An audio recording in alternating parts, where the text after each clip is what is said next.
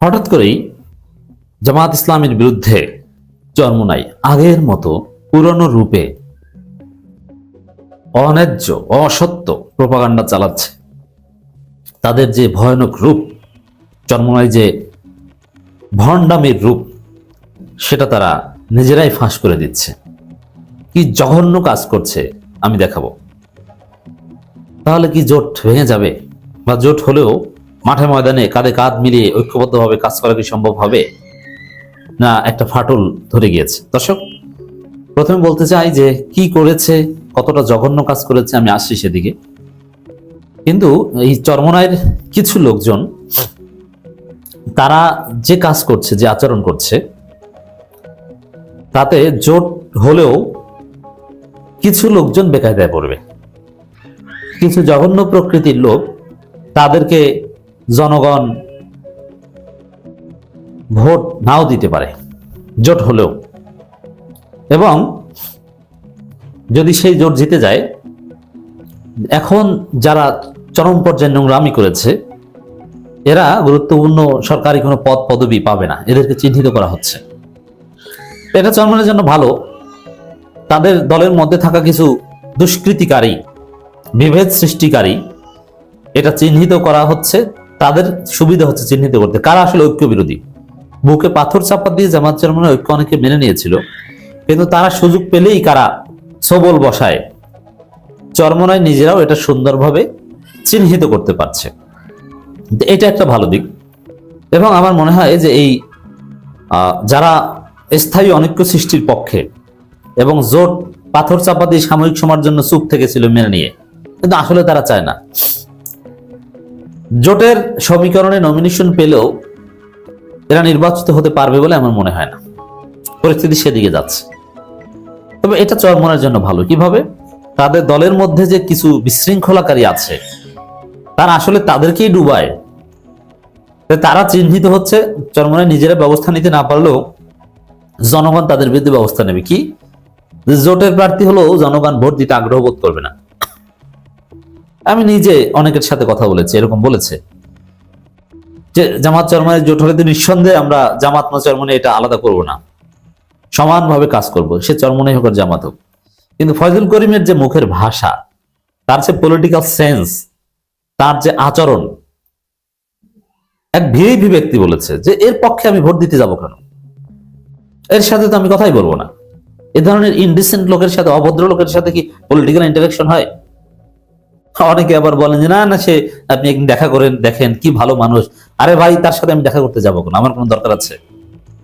তাকে তো আমি দেখবো তিনি মিডিয়ায় কিভাবে কথা বলেন, তিনি বক্তব্য দেন কিভাবে, ওইটাই। এর বাইরে তো আমার কোনো রেলেভেন্স নাই তার।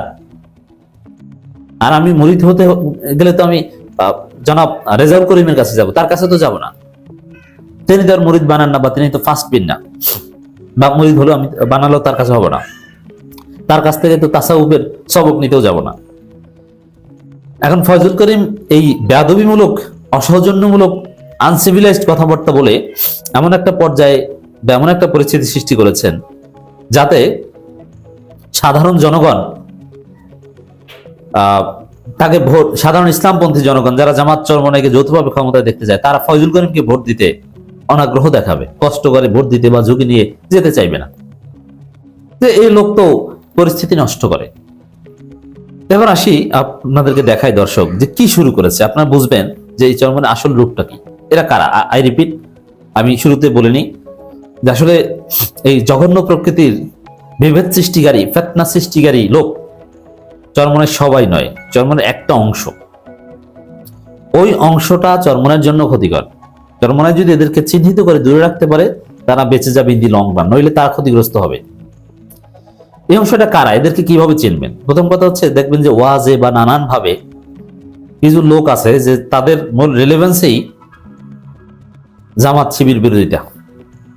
এছাড়া এদের কোনো ওয়াজ বা জনগণের কাছে এদের কোনো রিলেভেন্স নাই। এদের ওয়াজ ওইভাবে শোনে না, ভাইরাল হয় না। অথবা কিছু বক্তা আছে যাদেরকে মানুষ চিনেছে জামাতকে গালি দেওয়ার কারণে, এবং ওই কারণে কিছু লোক তাদেরকে বলে যে বাতিলের বিরুদ্ধে বলিষ্ঠ কণ্ঠস্বর, মওদুদিবাদের আতঙ্ক, এইসব বিভিন্ন লকব টকব তাদেরকে দেয় বা দিয়েছে।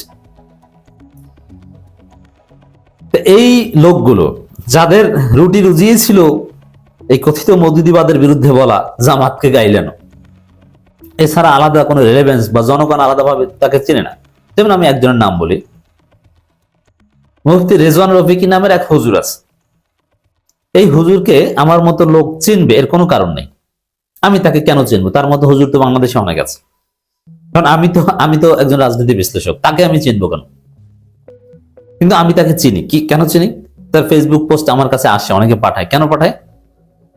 কারণ তার রেলেভেন্স হচ্ছে ওই জামাত শিবিরকে সকাল সন্ধ্যা গালি দেওয়া, এই কারণে চিনি। এছাড়া তিনি কোনো ভালো একটা তাফসির করেছেন, কোন একটা জটিল মাসালা সমাধান করেছেন, অথবা তিনি অনেক হাদিস মুখস্থ জানেন, এরকম কিন্তু কিছু না।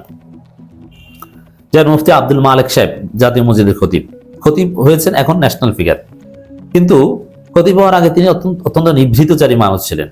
ক্যামেরার সামনে আসা বা নিজেকে এক্সপোজ করতে তিনি একদম পছন্দ করেন না। তিনি নন পলিটিক্যাল ব্যক্তি ছিলেন, সেই হিসাবে আমাদের মতো পলিটিক্যাল অ্যানালিস্টরা তাকে চিনবে এটা তো হওয়ার কথা ছিল না। কিন্তু আমরা কেন তাকে চিনি? তাকে ভালোভাবে চিনি, তার 14 গোষ্ঠী, তার নাম পরিচয়, তার শিক্ষাগত যোগ্যতা সব কেন চিনি? তিনি জ্ঞানের সাগর, তার মতো জবরদস্ত আলেম বর্তমান পৃথিবীতে হাতে গোনা কয়েকজন আছে, উপমহাদেশে অন্যতম শ্রেষ্ঠ আলেম। যে কারণে আমি চিনি, ইসলামী অর্থনীতি নিয়েও তার আগাধ পাণ্ডিত্য রয়েছে রাজনীতির বাইরে, যে কারণে আমরা তাকে চিনতে বাধ্য। কিন্তু রেজওয়ান রফিকের কি আছে? কিচ্ছু না। তাকে আমরা চিনি কেন? চিনি ওই জামাত শিবিরকে গালি দেয়। এই শ্রেণীর এক শ্রেণীর চরমনাই আছে যাদের শ্রেষ্ঠত্ব, সুপ্রিমেসি, চরমনাই অঙ্গনে যাদের গ্রহণযোগ্যতাই হচ্ছে জামাতকে গালি দেওয়ার মধ্য দিয়ে। এখন সেই জামাত যদি চরমনের বন্ধু হয়ে যায় তাহলে তো তার কোনো খাওয়া নেই। ওই অংশটা এখন জামাতের বিরুদ্ধে ভয়ানক রূপে লেগেছে। আবার কিছু কিছু আছে, কিছু কিছু নেতা আছে, পোস্ট পজিশন আছে, জেলা মহানগর সভাপতিও আছে চরমনের, যারা ভয়ানক ভাবে চরমনের জামাতের বিরুদ্ধে লেগেছে। কেন? কারণ তিনি যে এলাকা, ওই আসনে পৃথিবী উল্টে গেলেও জোটের নমিনেশন তিনি পাবেন না।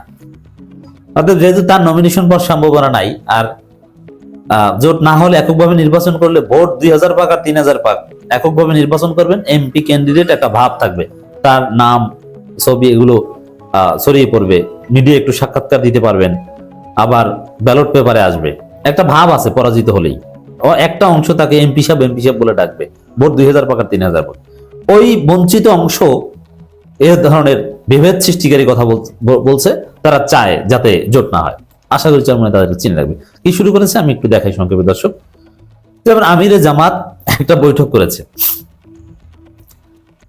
ভারতের এক কূটনীতিকের সাথে। এখানে আমিরে জামাত আরো প্রশংসিত হচ্ছেন যে ভারত যেটা নিষেধ করেছে আমিরে জামাত সেটা ফাঁস করে দিয়েছে, যে গোপন কিছু চলবে না। এখানে আমিরে জামাতের প্রশংসা করা দরকার, যারা ডিপ্লোমেসি বুঝেন তাদের জন্য অ্যাটলিস্ট। কিন্তু চরমনের গুরুত্বপূর্ণ নেতা, একবার মহানগর সভাপতি পর্যায়ের নেতা, জেলা সভাপতি পর্যায়ের নেতা, তারা বলছে এই গোপন বৈঠক কেন? এরকম আরো কত গোপন বৈঠক হয়, ইসরায়েলের সাথেও গোপন বৈঠক হয়, ক্ষমতায় যাওয়ার জন্য আমেরিকার সাথেও গোপন বৈঠক করে, আর এই কারণেই আমাদের সাথে জোট হচ্ছে না। বুঝতে পারছেন কি নোংরা প্রচারণা? যে জামাতকে ইসরায়েলের দালাল, আমেরিকার দালাল বানাচ্ছে। আবার লুৎফর রহমান ফরাজি লিখছে মওদুদি জামাতের চেয়ে বিএনপি ইসলাম ও মুসলমানদের জন্য 1000 গুণ নিরাপদ। বুঝতে পারছেন? রেজওয়ান রফিকি এইসব কথাবার্তা বল, জামাত ক্ষমতা আসলে ইসলাম 200 বছর পিছিয়ে যাবে, এইসব ভাবিজাবি কথাবার্তা বলছে। এটা হচ্ছে চরমনের আসল রূপ। ওই অংশটাকে চিহ্নিত করতে হবে চরমনাইকে, নইলে চরমনের রাজনীতির সামনে এগোতে পারবে না।